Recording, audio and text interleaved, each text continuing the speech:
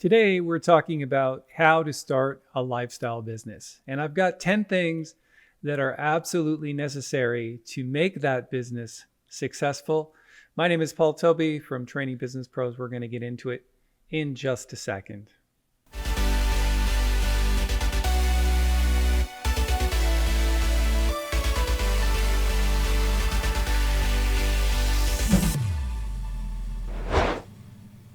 So today we're talking about how to start a lifestyle business. And one of the things that I thought was, knowing the things that I do about a lifestyle business, I thought I'd go find a definition, and I did. I found one on Wikipedia, which I really like. It says, a lifestyle business is a business set up and run by its founders, you, primarily with the aim of sustaining a particular level of income and no more, or to provide a foundation from which to enjoy a particular lifestyle. And if you know anything about me, you know that I love my particular lifestyle. These are firms or companies that depend heavily on founder skills, personality, energy, and contacts. I thought that was interesting that Wikipedia should actually write the word energy, because I think, as you know, energy is everything. And especially when you're running a lifestyle business, it's good to have a sustained, energetic, and enthusiastic level of energy to make that business successful. So there are 10 things that are really, really important before getting started. I'm going to run through all 10. When we get to number 10, I think you'll be kind of surprised at what number 10 is, but we'll get there. Here we go. So number 1 is, absolutely, if you're going to do this, do something that you love. And people say, I can't make any money doing something that I love. And my response to that is, how can you possibly do anything that makes you money that you hate? So I think it's important that we choose something that we love to do, that's enjoyable for us. For example, I run a marketing agency and a training company. And as you know, I love to train people. I love to help them get what they want. And of course, if you help enough people get what they want, you can have what you want. I also love the marketing business because it allows me the opportunity to work directly with company leaders and helping them create more traffic, more revenue, more sales, all kinds of things like that. So it's something that I love to do, and I've made a business out of it. So that's pretty cool. Number 2, does your business solve someone else's problem? I think there are maybe a few exceptions to this, but in most cases, your product or service should solve the problem that your targeted or high priority targeted customers absolutely need solved. For example, most of my clients need marketing services. They don't need the services themselves, but what's the problem that they have? They want to reach more people. I can't reach a larger audience. I need to put more bums in seats. I need to put more people in my chair. I need to put more people through the front door. And so our business solves that problem for those people. And of course, not everybody can be good at everything. And marketing is one of those things, especially digital marketing, that many people are not that great at. Number 3, will you be a service-based or product-based business? So I think both obviously can solve the customer's problem, but you have to decide how you want to approach that. So for example, recently I've created a new product business. It's just getting underway. And it's basically a piece of software that solves a problem for a group of clinics or a franchise of clinics. Basically, managing the doctor-patient relationship. And it's essentially software that's built for WordPress. So that's a product-based business that can solve a specific problem, but also consulting or implementation services, or whatever you're good at. Your knowledge and experience can help somebody else fix their problems in a service model. So you're going to pay me for my time or for my experience to solve a specific problem. Number 4, will your business, if successful, sustain the lifestyle that you imagine? Now, the reason why I put this one in is because you have to anticipate that if you start this lifestyle business, is it actually going to be able to fund your activities? So whatever those activities are, whether they're golf club memberships or yachting or traveling or whatever you're looking for in your lifestyle. Because some businesses just simply won't do that. There's just not enough people, targeted customers, willing to pay what it is you need to be paid in order to solve that specific problem. So that's something you really have to consider. If I do this business, can I sustain a specific revenue level in order to fund that lifestyle?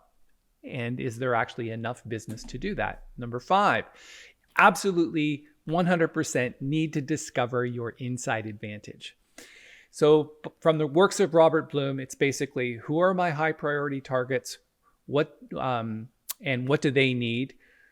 Number 2 is, what do we actually do that's uncommon in the marketplace? Number 3, how do we sell our what to our who? And number 4, own it, and a series of imaginative events. If you've never done that process as a company, I can tell you it's good to do that before you start your lifestyle business, because it'll help you define, which was in number 4, is, if successful, can it sustain the lifestyle that you want? Number 5 will actually help you discover that.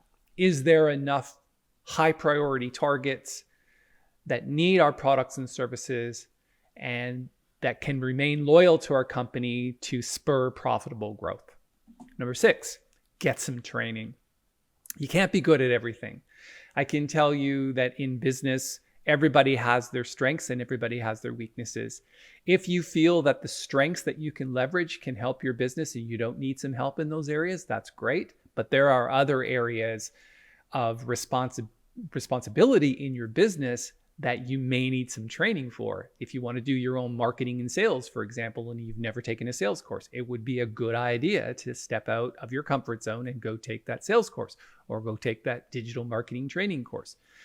I think winging it and trial and error, not only is it extremely popular, but it's also very ineffective, because you tend to make a lot of error, and because you don't know the proper way to do something, you keep making those same mistakes over and over again. So I highly recommend, before starting your business, get some training. Number 7, get a website. You need a website as a landing zone to collect all inquiries. Whether you're going to advertise door to door and drop off a .com address, or you're going to advertise on the radio, or you're going to advertise by buying Google ads or Facebook ads or whatever, you need a landing zone, a place where people can go and learn about you and your lifestyle business. They don't necessarily know it's a lifestyle business, but they can learn about you, and they can take action by giving you their contact information, and a good CRM would be great as well to follow up with them and make sure they don't fall through the sales cracks.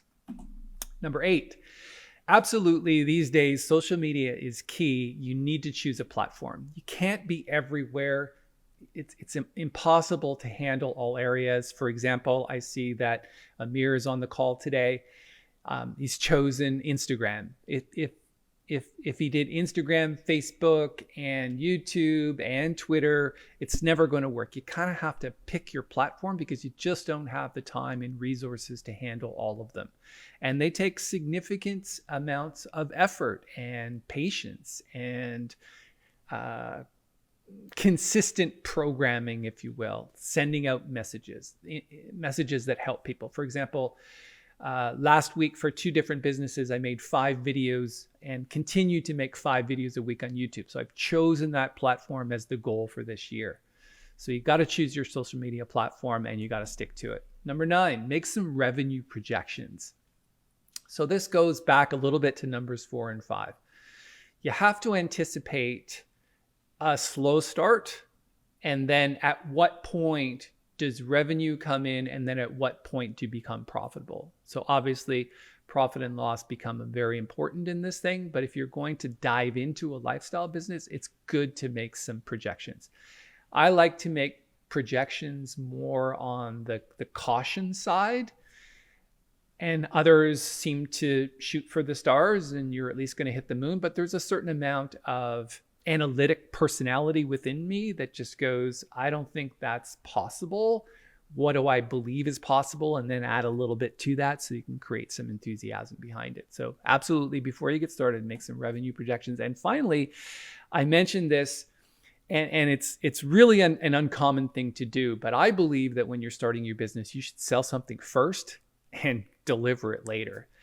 An example of that would be to create a website that says simply coming soon, and what will you get if you are some of the first people through the door.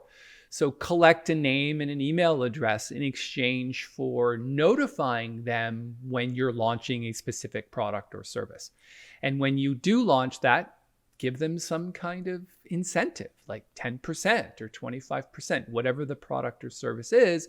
If they're the first ones through the door and they've been waiting and they signed up for that, it's basically your opportunity to sell to those people who are most interested, but also give them some incentive to do that. So that's what I mean by sell first, deliver later. We'll get down to the nitty-gritty of what we're creating later, but right now, let's just get a bunch of people through the door and not necessarily collect money, but sell them the idea of what's coming. So those are my 10 thoughts today on how to start a lifestyle business. I hope you enjoyed that. If you like this video, give it a thumbs up. You can also subscribe to our channel, TBP channel here on YouTube. And finally, if you have any questions or comments, please write them below.